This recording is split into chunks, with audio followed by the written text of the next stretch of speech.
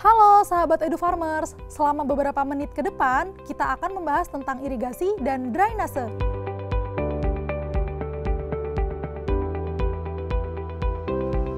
Tahukah kamu, irigasi cukup penting dalam kegiatan usaha tani. Fungsi irigasi yaitu menambah kekurangan air pada areal pertanian yang kebutuhan airnya kurang terpenuhi. Irigasi ini biasanya diperoleh dari air tanah ataupun air hujan. Selain itu, irigasi juga memberikan banyak manfaat, yaitu yang pertama, membasahi tanah pada daerah yang curah hujannya kurang. Yang kedua, meningkatkan kesuburan tanah. Yang ketiga, dapat melarutkan unsur hara yang ada pada lumpur atau tanah. Yang keempat, dapat meninggikan tanah yang ada pada daratan rendah seperti rawa-rawa. Yang kelima, dapat mengatur jumlah air pada lahan agar tidak kelebihan air sehingga tidak membanjiri lahan. Nah, sahabat EduFarmers bisa menggunakan dua sumber air untuk irigasi. Pertama, air permukaan, seperti sumber air yang paling utama dan bisa berbentuk sungai, danau, dan waduk. Kedua, air tanah. Air hujan yang jatuh pada permukaan tanah sebagian besar akan masuk ke dalam tanah melalui proses infiltrasi sehingga membentuk cadangan air. Kualitas air dalam irigasi perlu diperhatikan juga agar sayuran atau buah yang kita konsumsi bebas dari zat-zat yang berbahaya. Untuk itu, kualitas air di Indonesia diklasifikasikan menjadi beberapa kelas. Kelas 1 digunakan untuk air minum atau konsumsi lainnya. Kelas 2 digunakan untuk rekreasi, budidaya ikan air tawar, peternakan, dan mengairi tanaman. Kelas 3 untuk budidaya ikan air tawar, peternakan, dan mengairi tanaman. Kelas 4 untuk mengairi tanaman.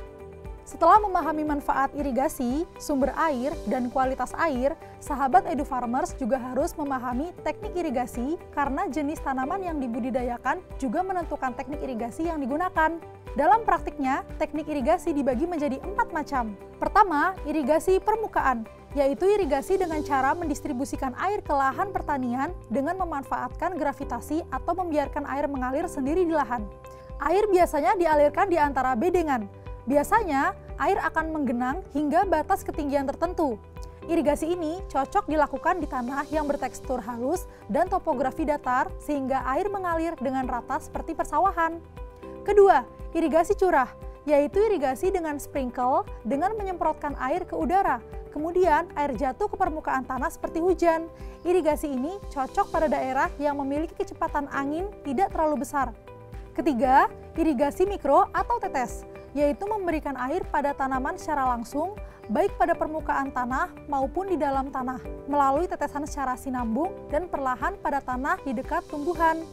Alat pengeluaran air pada sistem irigasi tetes disebut emitter atau penetes. Setelah keluar dari penetes atau emitter, air menyebar ke dalam profil tanah secara horizontal maupun vertikal akibat gaya kapilaritas dan gravitasi.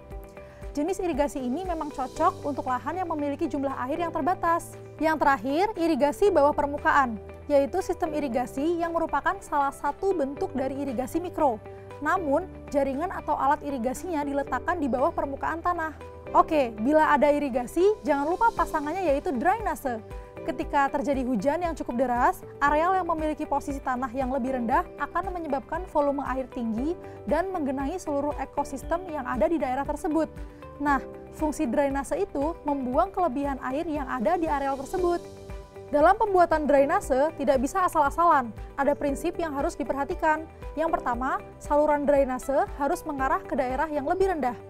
Yang kedua, air yang dibuang dari lahan harus menemukan jalan ke daerah akhir. Yang ketiga, saluran drainase dapat diatur level buangannya agar dapat menentukan jumlah air yang harus dibuang. Selain dengan cara drainase, untuk mengurangi kelebihan air, ternyata tanaman dan lingkungan juga ikut ambil bagian loh, yaitu dengan evapotranspirasi. Evapotranspirasi menggabungkan dua proses evaporasi dan transpirasi. Evaporasi adalah proses penguapan atau hilangnya air dari permukaan, sedangkan transpirasi merupakan penguapan air melalui tanaman akibat dari proses respirasi dan fotosintesis.